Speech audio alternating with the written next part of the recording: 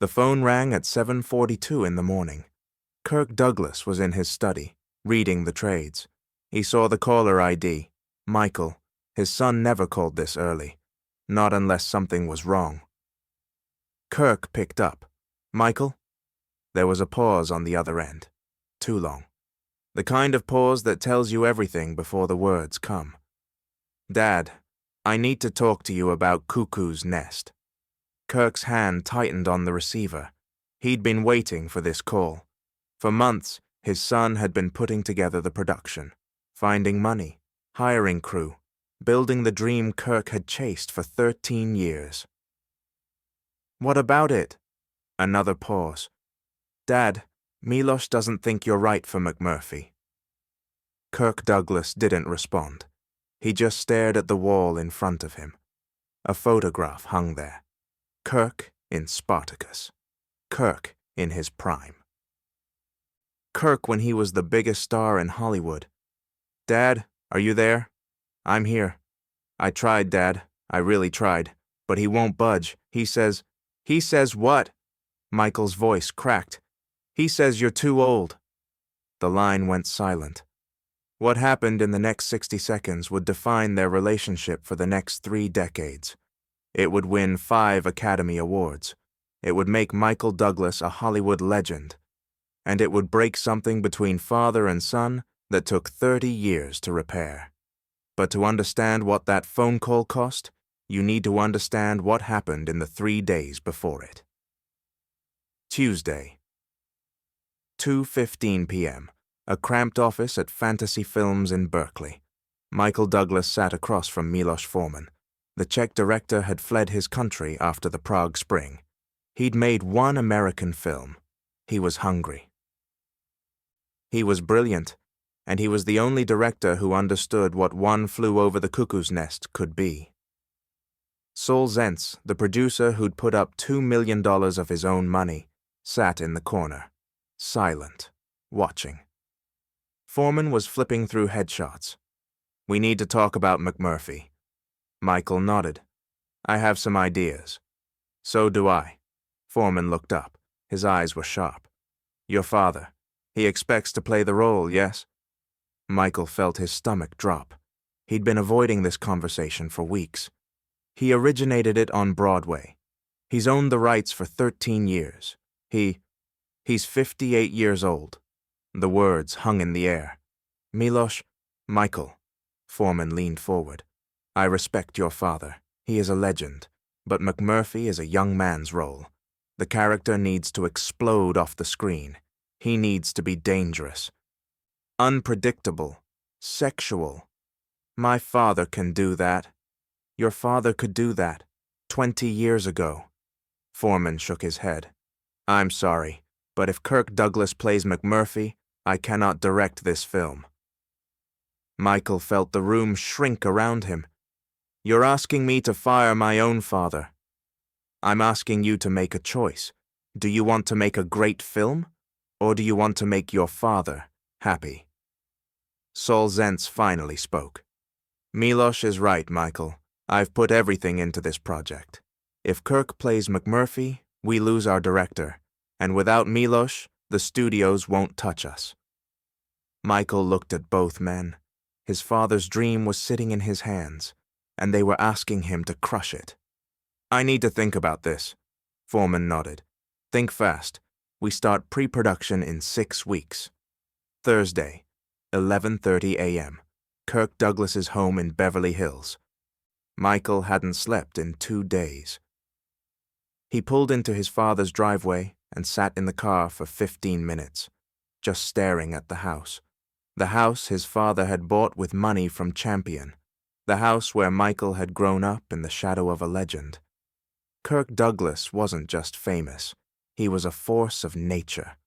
Michael remembered being a kid, watching his father prepare for roles. Kirk would pace the living room, running lines, becoming someone else entirely. The intensity was terrifying. The dedication was absolute. The man never did anything halfway. I'm a son of a bitch, Kirk had written in his autobiography. I'm probably the most disliked actor in Hollywood. and I feel pretty good about it, because that's me. That was the man Michael had to face today. He got out of the car and walked to the front door. Kirk was waiting for him in the study. Same chair, same position, like he hadn't moved since their last conversation. "You look terrible," Kirk said. "Thanks, Dad." "Sit down. Tell me what's happening with the film." Michael sat. He looked at his father. Kirk Douglas at 58 still looked like Kirk Douglas. The jaw, the dimple in his chin, the eyes that could burn through steel. But there were lines now, gray in his hair, a slight stoop in his shoulders. Time. The one enemy Kirk Douglas couldn't defeat. "We're making progress," Michael said carefully. "Foreman is on board. Saul's money is in place. We're scouting locations next week." "Good, good," Kirk smiled. "When do we start rehearsals?" Michael's throat went dry. "Dad, I've been working on the character, going back to my notes from the Broadway run. I think I can bring something new this time, something deeper. Dad, we need to talk about the ending. That's what I want to discuss. The lobotomy scene. On stage, we couldn't really show it. But on film? Michael, we can make the audience feel it. We can make them understand what the system does to men like McMurphy." Kirk was leaning forward now, animated, excited, the way he got when he talked about roles he loved. Michael couldn't do it. Not today, not like this. "That sounds great, Dad. Let me talk to Milosh about the approach." Kirk nodded, satisfied. "You do that, and tell him I'm flexible. If he has ideas, I'm willing to collaborate. I'm not one of these actors who fights the director on everything." Michael stood up. His legs felt weak. "I have to go. I'll call you soon."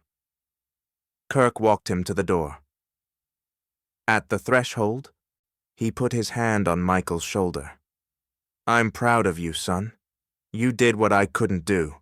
You got this movie made." Michael couldn't meet his father's eyes. "Thanks, Dad." He drove home and threw up in the bathroom. Friday, 9 p.m., Michael Douglas's apartment. The phone rang. It was Foreman. "Have you made a decision?" Michael was standing by the window, looking out at Los Angeles.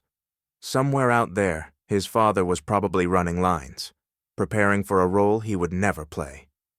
"Milosh, isn't there any way?" "No. What if we adjust the character? Make him older? A veteran who—" "No, Michael. The character is who he is. A young man fighting against a system designed to break him. Your father is a great actor, but he cannot play young anymore. No one can turn back time." Michael closed his eyes. "If I do this, if I tell him, he'll never forgive me." "Perhaps, perhaps not." Foreman's voice softened. "Michael, I grew up under communism. I know what it means to make impossible choices, to sacrifice one thing for another. Your father will be hurt, but you must ask yourself, what serves the work? What serves the art? This isn't about art. This is my father. Then let me ask you differently. If your father plays McMurphy, and the film fails, and everyone says it failed because Kirk Douglas was too old for the role, how will he feel then? Will that be better or worse?" Michael didn't have an answer. "Call him tomorrow, early, before you lose your nerve." Foreman hung up. Michael sat in the dark for 3 hours. He didn't move. He didn't eat. He just sat there, rehearsing the conversation in his head, trying to find the words that would make this okay. There were no such words. At midnight, he made his decision. Saturday morning. Michael dialed his father's number. His hands were shaking. Kirk picked up on the second ring. "Michael?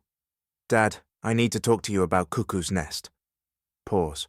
"What about it?" Michael took a breath. This was it. The moment that would change everything. "Dad, Milosh doesn't think you're right for McMurphy." Silence. Long. Heavy. "I see. I tried, Dad. I really tried. I argued with him for hours. I told him about Broadway. I told him about everything you've put into this project. But he won't budge. What exactly did he say? Michael's voice cracked. He says you're too old. More silence.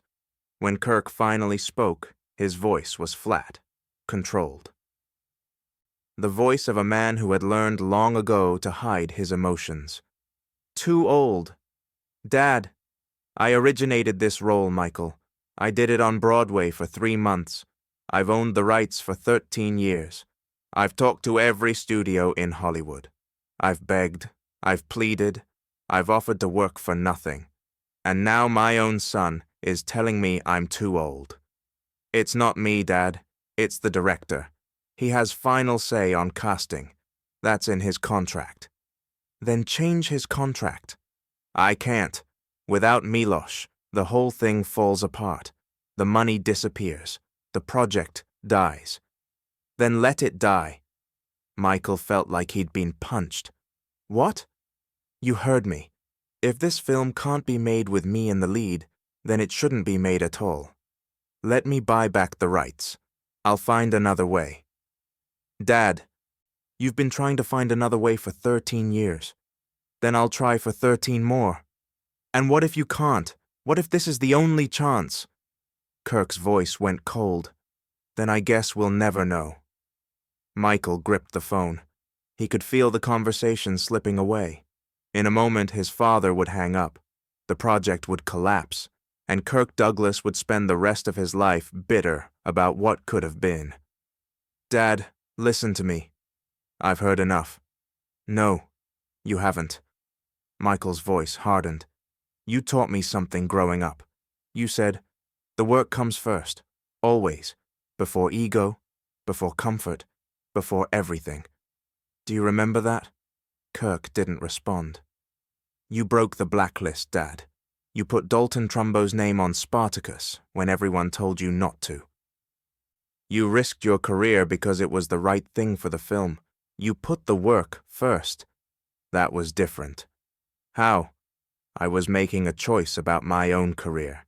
You're making a choice about mine. No, Dad. I'm making a choice about the work. The same choice you would have made. Kirk Douglas was silent for a long time. When he spoke again, his voice had changed. The anger was still there, but something else too, something that sounded almost like respect. Who are you going to cast? I don't know yet. We're looking at everyone. Gene Hackman, Marlon Brando, Burt Reynolds. Reynolds? Kirk laughed, but it wasn't a happy laugh. Burt Reynolds in my role. It's not your role anymore, Dad. The words hung in the air, brutal, final. No, Kirk said quietly. I suppose it isn't. Another long pause. Dad, I'm sorry. I really am. I know you are, son. Kirk's voice was tired now. The fight had gone out of it. Make a good film. That's all I ask. If you're going to take this from me, at least make it worth something. I will. And Michael? Yes? Don't call me for a while. I need some time. The line went dead. Michael Douglas sat in his apartment, holding the phone. He didn't cry. He didn't scream. He just sat there, feeling the weight of what he'd done. He had just ended his father's 13-year dream with a phone call, and in its place, he had a movie to make. The next 6 months were chaos. Gene Hackman passed, Marlon Brando passed, James Caan passed, Burt Reynolds passed. Foreman was starting to panic. They had financing, locations, a supporting cast, but no McMurphy. Then Hal Ashby showed them footage from The Last Detail. Jack Nicholson, rough, funny, dangerous, alive. Michael watched the footage and knew. This was McMurphy. This was everything his father could no longer be. Nicholson said yes, but his schedule was packed. Production had to be delayed 6 months. Michael didn't complain. He used the time to build the ensemble. Danny DeVito, Christopher Lloyd, Brad Dourif, Louise Fletcher, as Nurse Ratched. In January 1975, filming began at the Oregon State Hospital. Kirk Douglas was not invited to the set. The first cut was ready in October. Michael arranged a private screening. 50 seats, close friends, key crew members, and Kirk Douglas. Michael hadn't spoken to his father in months. Phone calls went unanswered. Letters went unreturned. The silence between them was vast, but Michael sent the invitation anyway, and Kirk came. The lights went down. For 2 hours, Kirk Douglas watched Jack Nicholson become Randall Patrick McMurphy. He watched the performance of a lifetime, the rebellion, the humor, the heartbreak, the lobotomy. Every scene Kirk had imagined himself playing, every moment that should have been his. When the lights came up, Kirk didn't move. He sat in his seat, staring at the blank screen. Michael walked down the aisle toward him. "Dad?" Kirk turned. His face was unreadable. "It's good." His voice was flat. "Nicholson is good." "Dad, you were right." Kirk stood up slowly. "I was too old. I can see that now." Michael didn't know what to say. Kirk put his hand on his son's shoulder. The same gesture from the doorway, but different now, heavier. "You made the right choice, Michael." The work came first. Then he walked out of the screening room. He didn't say goodbye. The Dorothy Chandler Pavilion, Hollywood's biggest night. One Flew Over the Cuckoo's Nest was nominated for 9 Academy Awards. It won 5. Best Picture, Best Director, Best Actor, Best Actress, Best Adapted Screenplay. Only the second film in history to sweep the top 5 categories. Michael Douglas walked onto that stage to accept the Best Picture award. He was 31 years old, standing at the pinnacle of Hollywood. Somewhere in Beverly Hills, Kirk Douglas was watching on television. Kirk Douglas had been nominated for 3 Academy Awards in his career. Champion, 1949. Lost. The Bad and the Beautiful, 1952. Lost. Lust for Life, 1956. Lost. 3 nominations, 0 wins. Now his son had an Oscar. For the movie, Kirk had tried to make for 13 years. Michael gave his acceptance speech. He thanked Saul Zaentz. He thanked Milos Forman. He thanked Jack Nicholson. He didn't mention his father. Michael and Kirk Douglas didn't stop speaking entirely. They weren't that kind of family. But something had broken. At family dinners, they talked about grandchildren, about golf, about everything except Cuckoo's Nest. The movie became a ghost between them, present in every conversation, never acknowledged. Years passed. Michael's career exploded. Romancing the Stone, Fatal Attraction, Wall Street, Basic Instinct. Kirk kept working too. But the roles got smaller. The fame faded. Time did what time always does. In 1996, Kirk Douglas had a massive stroke. It nearly killed him. When he recovered, his speech was permanently damaged. The booming voice that had commanded Hollywood for 50 years was reduced to a slur. Michael visited his father in the hospital. He sat by the bed, watching this giant of a man struggle to form words. "Dad, I need to tell you something." Kirk looked at him. His eyes were still sharp, still Kirk Douglas. "About Cuckoo's Nest, about the phone call. I've carried it for 20 years. The guilt, the—" Kirk raised his hand, slowly, painfully. "Stop." Michael stopped. Kirk struggled to speak. Each word was an effort. "You made great film. Dad, proud of you." Michael broke down. 20 years of guilt poured out of him in that hospital room. Kirk Douglas watched his son cry, and for the first time since that phone call, he smiled. They made a movie together. It runs in the family. 3 generations of Douglases, Kirk, Michael, and Michael's son Cameron, playing a family dealing with unspoken resentments. Critics hated it. Audiences ignored it. But something happened during filming. For the first time, Father and son talked about everything: the pressure, the expectations, the weight of the Douglas name, and yes, they talked about Cuckoo's Nest. Kirk was 86. His speech was still impaired, but his mind was clear. "I was angry," Kirk said during one late-night conversation. "For long time." "I know, Dad, but wrong to blame you." Kirk shook his head. "You made right choice. Work comes first." "You taught me that." Kirk smiled, that famous Kirk Douglas smile. "Taught you too well." Hollywood Boulevard. Michael Douglas was finally receiving his star on the Walk of Fame. 58 years after his father had received his, Kirk Douglas was there, 102 years old, in a wheelchair, his body failing but his spirit unbroken. Michael stood at the podium. He looked out at the crowd, his wife, Catherine, his children, industry friends, and his father, sitting right there in the front row. "My dad is here." Michael's voice cracked. "In a month, Kirk turns 102 years old." The crowd laughed. "It means so much to me, Dad, that you're here today." Michael paused, tears in his eyes. "I'll say it simply and with all my heart. I'm so proud to be your son." Kirk Douglas looked up at his boy, the boy who had taken his dream role, the boy who had chosen the work over family loyalty, the boy who was now a 74-year-old man, standing on a stage, saying the words Kirk had waited a lifetime to hear. "I'm proud to be your son." Kirk raised his hand, waved. The crowd cheered. 43 years after that phone call, father and son had found their way back to each other.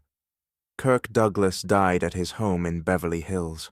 He was 103 years old. Michael announced it on Instagram.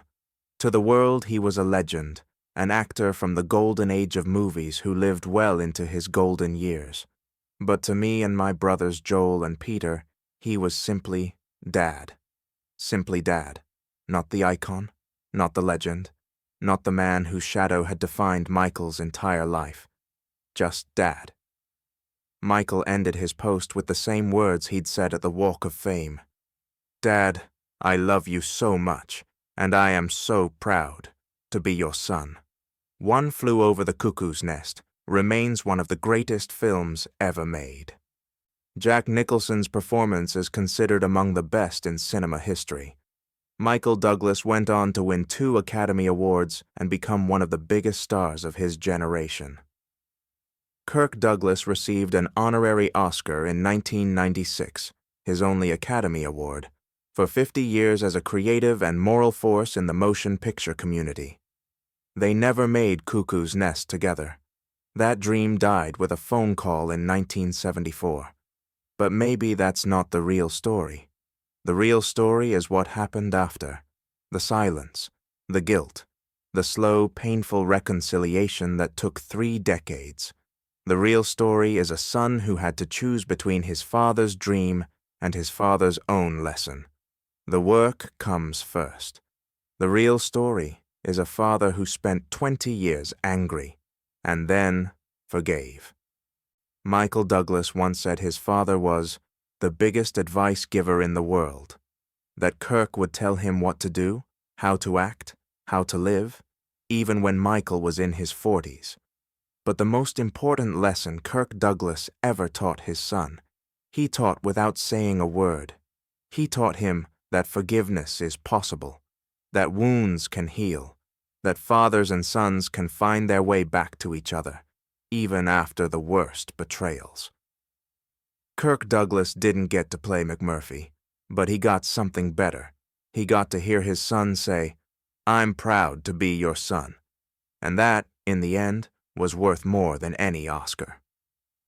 One Flew Over the Cuckoo's Nest won 5 Academy Awards in 1976. Jack Nicholson won Best Actor. Kirk Douglas never won a competitive Oscar.